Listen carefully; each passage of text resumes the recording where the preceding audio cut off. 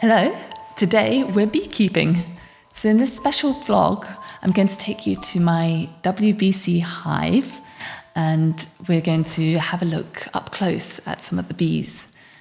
And whilst honey is really lovely, this is not just about honey, because bee species are really under threat in the UK from pesticides and climate change, and they're really important pollinators and also for supporting our food, of course. So I've got a frame here from our hive, and you can see also I've got one of our honeybees have been hard at work this summer, so we've been able to have some honeycomb jarred.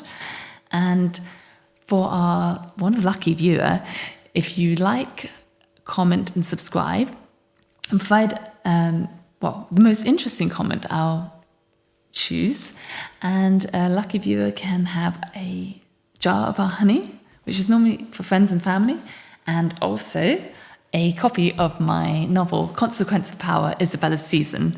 So I think you can hear from the title of the book, whilst it's an 18th century historical fiction novel, it's also about a lady who is from the countryside and she's stepping out into her first London season. So it's a bit of a play on words. But the countryside really did play a real role in inspiring me for this novel. And in fact, the Hampshire countryside especially. This is based in Henley, and we have some bees actually, a very romantic scene, in fact, in the gardener's cottage with some bees. One lucky viewer, I'll give you a jar of honey and a signed copy of my novel. But now I think it's worth going down to the hives, and I'll give you a few bee facts as well on the way. It's important to be well protected, so here you see me being kitted out with a bee suit. Traditionally they're white, but in fact they can be any colour, grey or even pink. Normally we use disposable silicone gloves, but for my own personal experience, I've started using full-length leather gloves because I feel a bit calmer around the bees, and it's a better experience for the hive and myself. The drawback is that if the bees do sting the gloves, then you'll have to replace them, as the pheromones embedded in the material could stress the bees. We use a smoker, which doesn't harm the bees but keeps them calm, as the smoke disrupts their pheromones through which they communicate. We want to be efficient and complete our full check in around 10 minutes so we don't disturb the hive too much. It's recommended to do a hives check at around midday, as most likely the bees will be outside the hive working. However, it's been a really hot summer and excessive heat can irritate the bees, so we have found them to be calmer around 5 to 6 in the evening when it's a lot cooler. They tend to return to the hive around 7:30 in the evening, so it's not recommended to open the hive after that time or if it's raining. Bees are highly intelligent and communicate with each other through pheromones. They're really sensitive to your smell and hormones, so it's important not to wash immediately before the inspection, especially with smelly products and perfumes. It's also important to stay really calm, as they sense if you're stressed and likewise become stressed themselves, interpreting it as danger. So we're not bee experts, we're just providing information, not really for people who are interested in setting up and selling honey. But we did ask a bee expert to help, which is really a good idea, to consult people when considering setting up a hive. Interestingly, he was on the BBC celebrating World Bee Day. He evaluated our grounds for the most appropriate location for the beehive.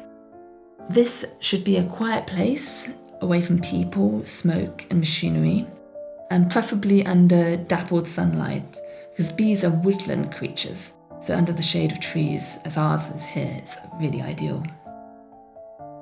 Bees have a specific flight path, which they will use hundreds of thousands of times a day, a bit like Heathrow. So you've got to make sure you position the entrance of the hive with an adequate space away from people and your home.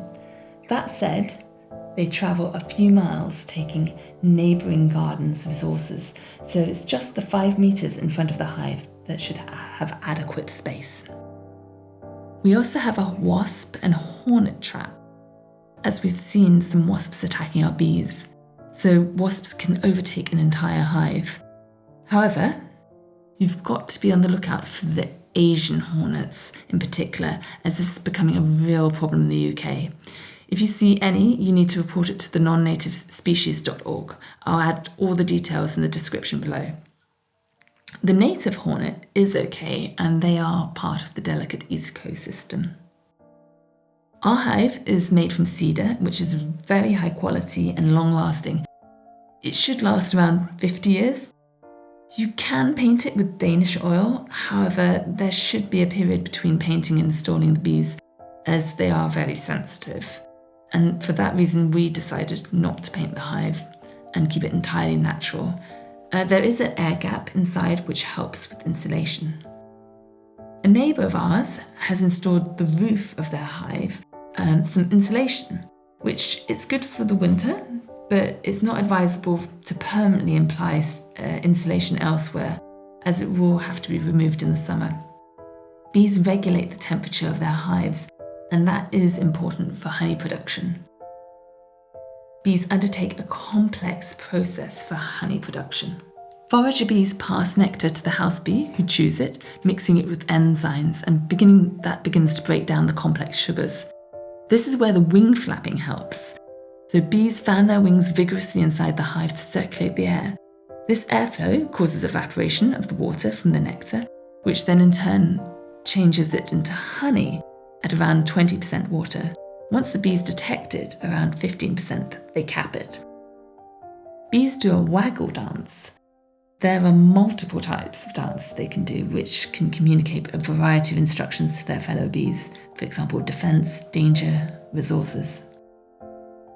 For this video, we are not checking the hive, as we have already conducted a full check. This would include checking the first 2 levels, which are called suitors. They have frames which contain all the good yellow honey. Separating this from the brood is the queen excluder. The queen lives in the lower level brood with the males producing larvae and their personal store of food. She's the mother of the bees. Normally, we would take photos of at least 3 frames for each level and analyse through AIs for disease and positive queen activity.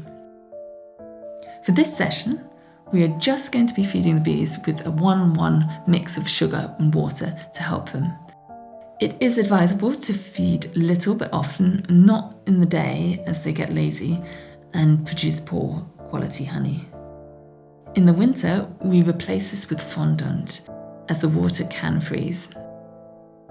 Ordinarily, in one WBC hive we should have around 60,000 bees, but in the winter all the males die and you are left with 5,000 females. All worker bees who fly around gathering resources are female. However, the females over winter are different. They're fatter, larger, they store protein. They gather together to save the colony over winter. So I hope you enjoyed our trip to the hives.